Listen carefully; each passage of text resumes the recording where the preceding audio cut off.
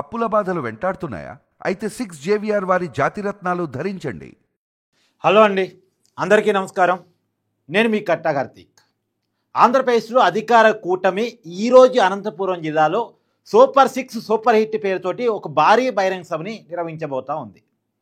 ఈ సభ దేనికోసం, రాయలసీమలోనే ఈ సభ ఎందుకు నిర్వహిస్తూ ఉన్నారు?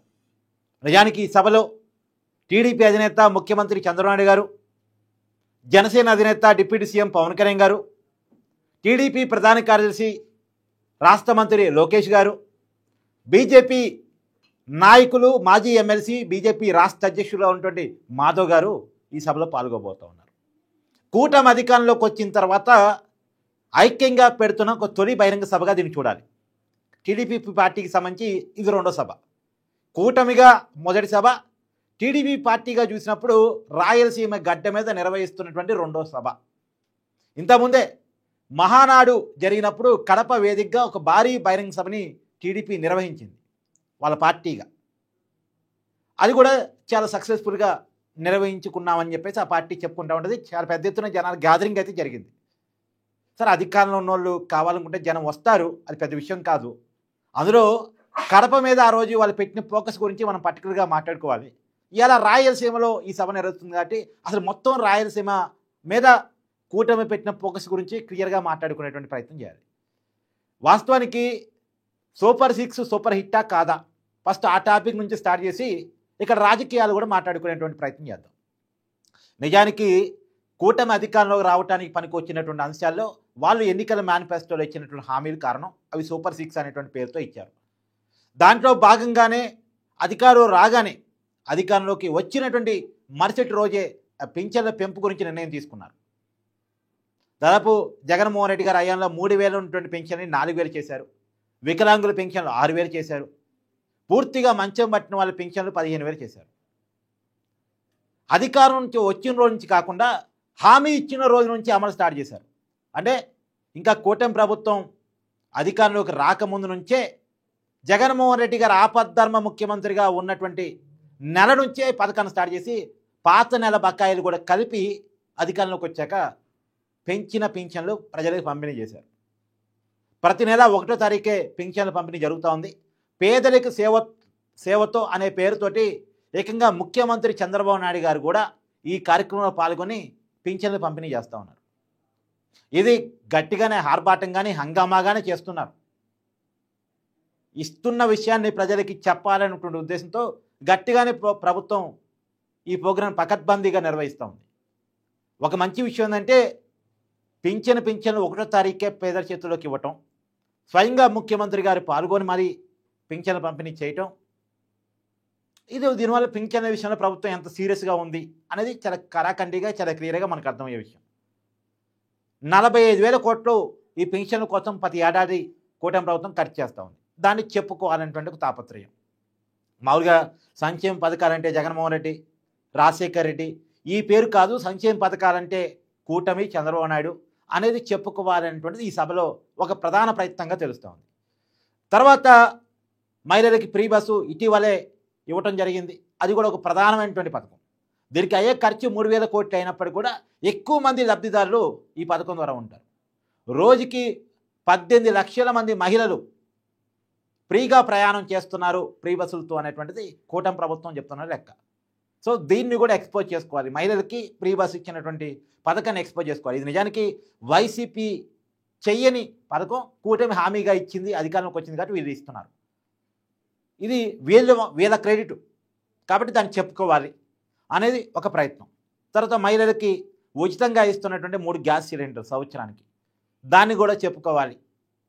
తర్వాత అన్నా క్యాంటీన్లు ఓపెన్ చేశారు. ప్రజలకి ఉచితంగా ఉచితంగా కాదు కానీ 5 రూపాయలకే భోజనం దొరుకుతుంది, చాలా సబ్సిడీ రేట్ మీద. పేదవాడు కూడా భోజనం చేయగలిగేటువంటి పరిస్థితులు, ఒక మంచి క్వాలిటీ భోజనాన్ని 5 రూపాయలకి అందించగలుగుతున్నారు పేదవాళ్ళ కోసం. కాబట్టి దీన్ని కూడా చెప్పుకోవాలి. ఎందుకంటే గతంలో వైసీపీ ఉన్నప్పుడు ఈ అన్నా క్యాంటీన్లని రద్దు చేసింది, ఉన్న వాటిని కూల్చివేసింది. వాళ్ళు కూల్చివేస్తే వీళ్ళు భోజనం పెట్టడం స్టార్ట్ చేశారు. మళ్ళీ అన్న క్యాంటీన్లు ఓపెన్ చేసి దాన్ని అంటే జగన్మోహన్ రెడ్డి గారు పేదవాడి నోటికాడి భవన్ లాగేసరికి మేము మళ్ళీ పెట్టే ప్రయత్నం చేసామన్నది చెప్పుకోవాలి అనేటువంటిది. తర్వాత ఇంకొక ప్రధాన అంశం తల్లికి వందనం. ఇది కూడా ఒక పెద్ద పథకం. పెన్షన్ తర్వాత ఇక పెద్ద పథకం ఏదైనా ఉందంటే తల్లికి వందనం. దానికి 45,000 కోట్లు ఖర్చు అయితే దీనికి ఒక 12-13,000 కోట్లు ఖర్చు అవుతుంది తల్లికి వందనం ద్వారా. ఎట్ ఏ టైం 10,000 కోట్లకి పైగా డబ్బులు రిలీజ్ చేసి ఈ పథకాన్ని అమలు చేస్తున్నట్టు ప్రకటించారు ఆ రోజు ముఖ్యమంత్రి చంద్రబాబు నాయుడు గారు, మంత్రి విద్యాశాఖ మంత్రిగా ఉన్నటువంటి నారా లోకేష్ గారు.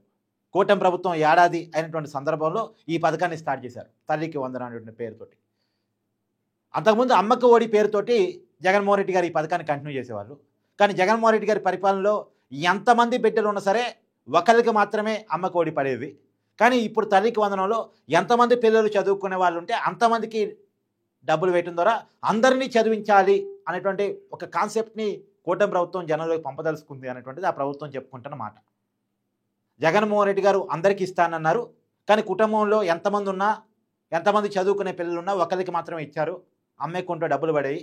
కానీ మేము అందరికీ ఇస్తున్నాం, అది మాకు వాళ్ళకు ఉన్న తేడా అనేది చెప్పుకోవాలి అనేది కూటమి ప్రయత్నం. తర్వాత ఇటీవలే స్టార్ట్ అయినటువంటి అన్నదాత సుఖీభవ, చంద్రబాబు నాయుడు గారు ఏకంగా నడి ఎండలో ఒక నులక మంచం వేసుకొని కొద్దిమంది రైతులతోటి ఒక 100 మంది రైతులతోటి భేటీ అయ్యి వాళ్ళ మధ్య పొలం గట్టి మీద స్టార్ట్ చేసిన ప్రోగ్రాం ఇది అన్నదాత సుఖీభవ. 75 వయసులో నడి ఎండలో నులక మంచం వేసుకొని పొలం గట్టి మీద, అంటే రైతులు ఈ కష్టాన్ని పడతారు, ఈ కష్టం నాకు కూడా తెలవాలి అని వాళ్ళకి సంఘీభావంగా సింబాలిక్గా ఆ ప్రోగ్రామ్ని అక్కడ స్టార్ట్ చేసినటువంటి పరిస్థితి. ఇది కూడా చాలా పెద్ద పథకం. కేంద్ర ప్రభుత్వం ఇచ్చేదాంతో కలిపితే 20,000 రూపాయలు ఫర్ ఇయర్ రైతుల అకౌంట్లో వేయటం, ఇది కూడా చాలా పెద్ద పథకం కాబట్టి దీన్ని కూడా మనం చెప్పుకోవాలి. విడతల వారీగా ఇస్తున్నారు. మొదటి విడత ఆల్రెడీ పడిపోయింది. 3 విడతలుగా ఎలా అయితే పిఎం కిసాన్ యోజన రిలీజ్ అవుద్దో అదే టైంలో రాష్ట్ర ప్రభుత్వం వాటా కూడా ఇచ్చేసి అన్నదాత సుఖీభవ డబ్బులు రైతుల అకౌంట్లో వేస్తున్నాం అనేటువంటిది ఈ ప్రభుత్వం చెప్పుకుంటున్నమాట. ఇవి ప్రధానంగా అమలు చేస్తున్న పథకాలు. అమలు చేయని పథకాలు కొన్ని ఉన్నాయి. ఇంకా సూపర్ 6లో అమలు చేయని పథకాలు వచ్చేసి మన నిరుద్యోగ భృతి, ఉద్యోగాలు ఇవ్వని వాళ్ళకి నిరుద్యోగ భృతి ఇస్తాం, నిరుద్యోగ భృతి కొన్నాళ్ళు ఇచ్చేసి వాళ్ళకి ఉద్యోగాలు కల్పించే బాధ్యత మేము చూసుకుంటాం, 20 లక్షల ఉద్యోగాలని మేము జనరేట్ చేస్తామని కూటమి ఎన్నికల ముందు చెప్పింది. జాబ్ క్యాలెండర్ కూడా వేస్తామని చెప్పింది. ఇంతవరకు అయితే జాబ్ క్యాలెండర్ వేయలేదు, కానీ వేస్తాం. తొందరలోనే పరిస్థితులన్నీ చక్కబడుతున్నాయి, పెట్టుబడులు వస్తున్నాయి, కంపెనీల ఏర్పాటు జరుగుతుంది. ఒకవైపు మెగా డిఎస్సిని కూడా నిర్వహించాం. ఇది నిజంగా ఘనతే. 16,000 పోస్టులు అంటే వైసీపీ చెప్పుకోవచ్చు, దాంట్లో 6,000 మేము ఉన్నప్పుడు నోటిఫికేషన్ ఇచ్చినాయి అని. కానీ వాళ్ళు 5 సంవత్సరాల పరిపాలనలో ఎన్నికల టైంలో చివరి అంశంగా 6,000 తోటి నోటిఫికేషన్ రిలీజ్ చేశారు. అంతలోకి ఎన్నికలు కూడా అమల్లోకి వచ్చేసింది. ఆ 6,000 పోస్టుల నియామక ప్రక్రియ కొనసాగలేదు. ఎగ్జామ్ పెట్టడం, తర్వాత పోస్టింగ్ ఇవన్నీ కొనసాగలేదు. కానీ వైసీపీ ఇచ్చిన 6,000 నోటిఫికేషన్ ఇంకొక 10,000 జోడీ చేసి 16,000 పోస్టులకి నోటిఫికేషన్ ఇవ్వడం జరిగింది. రాత పరీక్ష అయిపోయింది, ఫలితాలు అయిపోయాయి, ఇప్పుడు ఎగ్జామిన్ జరుగుతుంది, తర్వాత నియామకాలు జరుగుతాయి. సో 16,000 పోస్టులకి నియామకాలు దాదాపుగా పూర్తిగా వచ్చాయి. ఇది ఒక మంచి అడ్వాంటేజ్. ఇది కూటమి ప్రభుత్వం చెప్పుకోవాలనుకుంటుంది చేసినటువంటి పనులు. కాకపోతే నిరుద్యోగ భృతి ఇంకా పెండింగ్ ఉంది. ఇది కూడా పెద్ద పథకం, ఖర్చు అయ్యే పథకం, ప్రభుత్వానికి ఒక బడ్డెన పథకమే నిరుద్యోగ భృతి అనేది. తర్వాత ఈ నిరుద్యోగ భృతి అవసరమా లేదా అనేది ఒక చర్చ. ఉద్యోగాలు కల్పించే బాధ్యతను ప్రభుత్వం చూసుకోవాలి తప్ప నిరుద్యోగ భృతి ఇవ్వడం ద్వారా అది అయ్యేది కాదు, పోయేది కాదు, కొంతకాలం ఏదో ఆశ్రయగా పనికొచ్చేది తప్ప అది కాదు కదా అనేది చాలామంది మాట్లాడే మాట. కానీ హామీగా ఇచ్చారు కాబట్టి అమలు చేస్తామని చెప్పేసి ప్రభుత్వం చెప్తోంది. మంత్రి నారా లోకేష్ గారు చెప్పడం రాబోయేటువంటి డిసెంబర్ జనవరిలో ప్రోగ్రామ్ స్టార్ట్ అయిపోద్ది అని చెప్తున్నారు. చూడాలి. తర్వాత అతిపెద్ద పథకం మహిళా నిధి. మహిళలకి ఏదైతే పెన్షన్గా ఇస్తాం ప్రతి నెల 2,000 రూపాయలు అని చెప్పేసి అన్నారు. అది మాత్రం చాలా పెద్ద పథకం, చాలా ఖర్చు అయ్యే పథకం. ఎందుకంటే రాష్ట్రంలో ఉన్న మహిళ అందరికీ ఇవ్వాలి కాబట్టి, ప్రతి ఒక్కరి అకౌంట్లో డబ్బులు పడాలి కాబట్టి అది చాలా పెద్ద పథకం. పెన్షన్ల కంటే కూడా చాలా పెద్ద పథకం కాబోతోంది. అది రాష్ట్ర ప్రభుత్వానికి చాలా పెద్ద బటన్ కావచ్చు. మరి దాన్ని ఎలా ఇస్తారు ఆడబిడ్డ నిధి పథకాన్ని అనేది చూడాలి. ఇది నిజానికి చంద్రబాబు నాయుడు గారు ఇప్పుడు ఏదో P4 ద్వారా ఇద్దామనేది ప్లాన్ చేస్తున్నట్టున్నారు. ఎందుకంటే ప్రైవేటు వాళ్ళతో కలిసి పేదరికం లేకుండా చేయాలని చెప్పేసి ఏదైతే పథకం P4 రూపొందించారో ఆ పథకాన్ని ప్రభుత్వం చాలా ఘనంగా ప్రమోట్ చేస్తూ ఉంది. రాష్ట్రంలో పేదరికాన్ని తరిమి కొట్టాలి, సంపదని పంచాలి, సంపద ఉన్నవాళ్ళు సంపద లేని వాళ్ళని దత్తత తీసుకొని వాళ్ళకు ఉపయోగపడేలా ఒక కార్యక్రమాన్ని P4 ఏదైతే ఉన్నారో ఆ ప్రోగ్రామ్ను అనుసంధానం చేసి ప్రతి మహిళ అకౌంట్లో ఎవరైతే లబ్ధిదారులు ఉన్నారో అందరి అకౌంట్లో 2,000 రూపాయలు జమ చేయించారు. ప్రభుత్వం కొంత, ప్రైవేట్ స్పాన్సర్షిప్ కొంత తీసుకొని అనేటువంటి ఆలోచనలో ప్రభుత్వం ఏదో ఉంది. అంటే ప్రభుత్వానికి బడ్జెట్ కాకుండా అలానే మహిళల అకౌంట్లో 2,000 పడేలా ప్లాన్ చేయాలనేది ప్లాన్ చేస్తున్నట్టున్నారు. మేబీ ఈ పథకం నాకు ఉన్న సమాచారం మేరకు నెక్స్ట్ ఇయర్ స్టార్ట్ అవుతుంది. ఏంటంటే ఏ హామీ ఇచ్చినా సరే 5 సంవత్సరాలకి ఇచ్చిన హామీ అది. ఇప్పటికిప్పుడు ఇంకా పథకం అమలు కాలేదు కాదని చెప్పడానికి ఉండదు. 5 సంవత్సరాల టైం ఉంది. ఈ 5 సంవత్సరాల కాలంలో ఎప్పుడైనా ప్రభుత్వం పథకాన్ని స్టార్ట్ చేసే అవకాశం ఉంది కాబట్టి ఆ టైం తీసుకొని దీన్ని అమలు చేస్తారు అనేది నేను నమ్ముతున్నాను.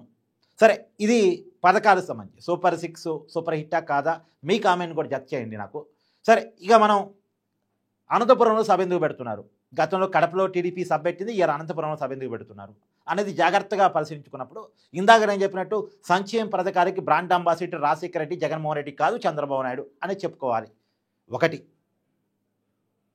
2, రాయలసీమలో వైసీపీకి బలం ఉంది. చాలా బలమైన ప్యాకెట్స్ వైసీపీకి రాయలసీమలో ఉన్నాయి. ఆ ప్యాకెట్స్ని దెబ్బ కొట్టాలి. ఈ రెండు ఆలోచనలు. రాయలసీమలో 2014లో 24 సీట్లు వైసీపీ సాధించుకుంది, మొత్తం 52 సీట్లలో. తర్వాత మొన్న 2019 ఎన్నికలు, లాస్ట్ టైం కాకుండా అంతకుముందు 2019 ఎన్నికల్లో దాదాపు 49 సీట్లు వైసీపీకి వచ్చాయి 52 సీట్లలో. కేవలం 3 సీట్లు మాత్రమే టీడీపీకి వచ్చాయి. కుప్పం నుంచి చంద్రబాబు నాయుడు గారు, హిందూపురం నుంచి బాలకృష్ణ గారు, ఉరవకొండ నుంచి పయ్యావుల కేశవ గారు, ఈ ముగ్గురే గెలిచారు. అంటే ఉమ్మడి అనంతపురం జిల్లాలో 2 సీట్లు, చిత్తూరు జిల్లాలో 1 సీటు. ఇది మాత్రమే టీడీపీ గెలిచింది. కర్నూలు, కడప మొత్తం వైసీపీ క్వీన్ సీట్. కాబట్టి వైసీపీకి చాలా పెద్ద బలం ఉంది. సరే, మొన్న ఎన్నికల్లో కూటమి వేవులో వైసీపీని చాలా బలంగా కొట్టగలిగారు. కడపలో వైసీపీని 3 సీట్లకే పరిమితం చేయగలిగారు జగన్మోహన్ రెడ్డి గారు సొంత జిల్లాలో. కర్నూలులో 2 సీట్లు మాత్రమే వైసీపీకి వచ్చాయి. చిత్తూరులో 2 సీట్లు వచ్చాయి, అది కూడా పెద్దిరెడ్డి సోదరులు గెలిచారు. పెద్దిరెడ్డి రామచంద్రారెడ్డి, పెద్దిరెడ్డి ద్వారకానాథ్ రెడ్డి. అనంతపురం జిల్లాని కూటమి క్వీన్ స్వీప్ చేసింది. సో ఒకప్పుడు అనంతపురం జిల్లా కూటమికి క్వీన్ స్వీప్గానే ఉండేది. పరిటార కుటుంబం హవా కొనసాగిన రోజుల్లో, పరిటార రవి హవా కొనసాగిన రోజుల్లో. మొదట్లో రాయలసీమ టీడీపీకి గట్టిగానే ఉండేది, ఎన్టీఆర్ టీడీపీ పెట్టినప్పుడు. కానీ తర్వాత కాలంగా తర్వాత అది రాజశేఖర రెడ్డి కోటగా, జగన్మోహన్ రెడ్డి కోటగా రాయలసీమని కొంత మార్చుకోగలిగారు వాళ్ళు. కాబట్టి రాయలసీమలో ఇప్పటికీ వాళ్ళకి కొంత బలం ఉంది. కాబట్టి ఆ బలాన్ని మనం మన వైపు లాగేసుకోవాలి. జగన్మోహన్ రెడ్డి బలాన్ని తగ్గించాలి. రాయలసీమ వేదికగానే మనం ఇచ్చిన పథకాలను చెప్పుకోవాలి. అందులో అనంతపురంలో పెట్టాలనుకున్న కారణం ఏంటంటే, అనంతపురాన్ని అభివృద్ధికి కేర్ ఆఫ్ అడ్రస్గా చంద్రబాబు నాయుడు గారు మారిస్తే, అవినీతి కేర్ ఆఫ్ అడ్రస్గా జగన్మోహన్ రెడ్డి గారు, రాజశేఖర రెడ్డి గారు మార్చారు అనేటువంటి దాన్ని ఎక్స్పోజ్ చేయాలి. ఎగ్జాంపుల్, అనంతపురం జిల్లాలో కియా పరిశ్రమని చంద్రబాబు నాయుడు గారు తీసుకొచ్చారు. అది అభివృద్ధికి అవకాశం వచ్చింది, అక్కడ యువతకు ఉపాధి ఇచ్చింది, అనంతపురానికి ఒక బ్రాండ్ తీసుకొచ్చింది. కానీ జగన్మోహన్ రెడ్డి గారు కియా అనుబంధ పరిశ్రమలు అక్కడ పెడతా ఉంటే అవినీతికి అలవాటు పడి వాటిని పారదోలారు. రాజశేఖర రెడ్డి గారు ముఖ్యమంత్రిగా ఉన్నప్పుడు ఓఎంసీ ఓబులాపురం మైన్స్ ఏదైతే ఉందో దాని లీజు కేటాయింపులు అవినీతి జరిగింది, దాని మీద కేసు నమోదైంది. గాలి జనార్దన్ రెడ్డి ప్రస్తుతం జైల్లో ఉన్నారు. సో ఇదంతా ఎక్స్పోజ్ చేయాలని చెప్పి అనుకుంటున్నారు. అందుకే అనంతపురంలో సభ పెట్టాలనుకున్న కారణం రాజకీయ కారణాలు. సభ మేము ప్రజలకు ఏదో చేసామనేటువంటి విషయాన్ని చెప్పుకోవాలనేటువంటి కారణం క్లియర్గా ఇది కనపడతా ఉంది. దీని మీద మీ అభిప్రాయాన్ని కూడా కామెంట్ చేయండి.